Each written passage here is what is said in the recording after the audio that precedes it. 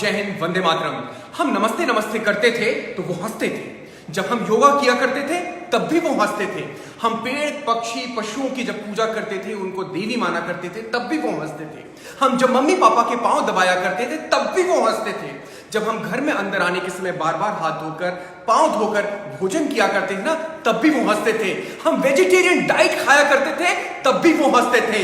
हम अपने शरीर को जलाया करते थे ना, तब भी वो हंसते थे। लेकिन आश्चर्य की बात है कि अब कोई नहीं हंस रहा। ये 260 जो देश है ना, ये सब चुपचाप बैठे हैं और आज सब नमस्ते नमस्ते कर रहे हैं। ये नमस्ते इस देश की ताकत महसूस कराता है। हम हिंदुत्व है, हिंदुत्व पर गौर कीजिए, हिंदुत्व पर विश्वास कीजिए। ये हिंदुत्व एक विज्ञान के आधार पर आधारित एक जीवन की विश्वास कला है। आप और मैं हिंदुत्व हैं। हिंदुत्व के आधार पर हम अपनी आधारशिला रखेंगे। वंदे मातरम और भारत माता की जय घोष के साथ इस देश को, इस विश्व को आगे बढ़ाएंगे। कोरोना तो चला जाएगा, कोरोना तो चला जाएगा।